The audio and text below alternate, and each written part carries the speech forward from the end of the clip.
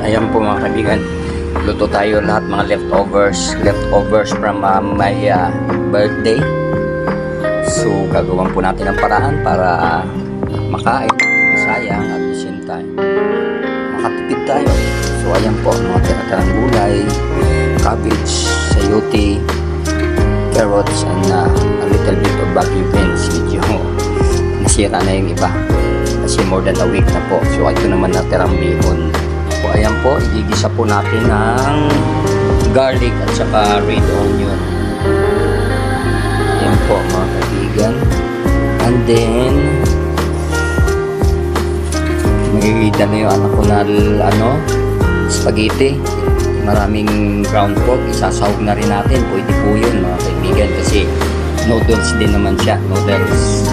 And then merong chicken, ihimayin natin para siya maging sahog sa ating pancit na bihon na lahat ay mga leftovers. So ayan po mga kaibigan ang isa sa style para makatipid at the same time hindi masayang. So ayan po.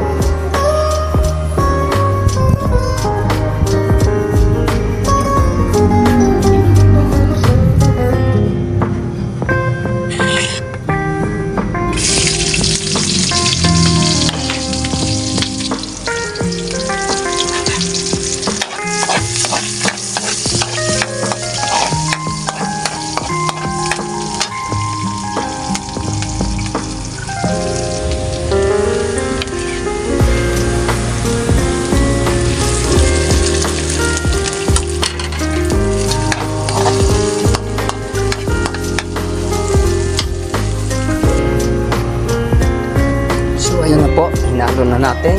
Tapos isuti yung garlic at saka bawang, and din yung limay na chicken breast na leftover. Lahat po yan mga leftover. Tapos nilagyan na natin ang gulay.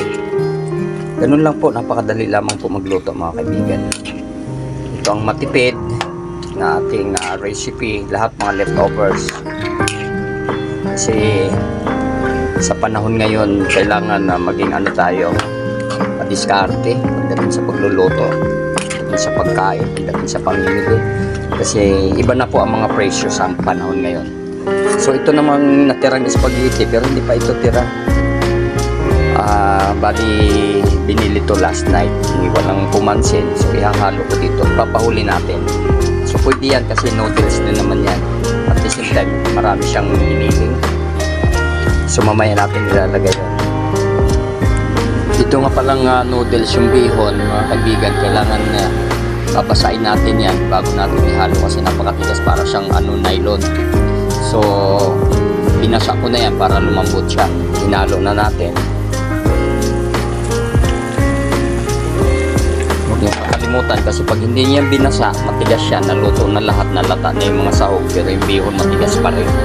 So kailangan hugasan niyo yan bago niyo gamitin para lumambot agad siya at madali mag-iwalay. Ngayon, ihalo na natin yung spaghetti para hindi siya masayang.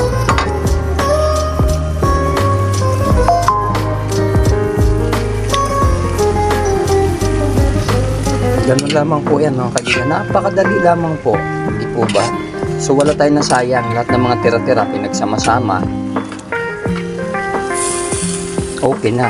Pagkain na tayo, pwede pang merienda, pwede na ring ulam, hindi po ba? Ganun lang, napakadali lang naman magluto ng pansit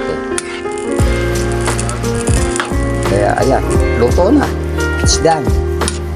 Lahat mga leftovers, mga tira-tira, hika nga. There, masarap na almusal po yan, kaya merienda, pwede na rin ulam dahil ang daming gulay, hindi po ba? So ayan na po mga kaibigan, finished product, luto na po, hindi po ba? Masarap siya.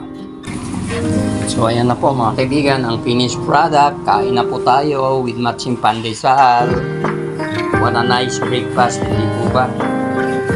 Ayan mga kaibigan, kain-kain tayo. Extension ng birthday. Happy birthday to me. Happy birthday to my youngest son. And happy birthday to my eldest son. Na magdiriwang malapit na. So, walang katapusan. Napansitan. So, ayan po. Nandiyan. Tara, that's it. Join me. Bye-bye. God bless. At hanggang sa muli mga kaibigan. Please don't forget to subscribe, like, and share. Thank you, thank you, thank you. Bye-bye. Hanggang sa susunod natin mga simpleng ulam dito. Thank you for watching. Bye-bye.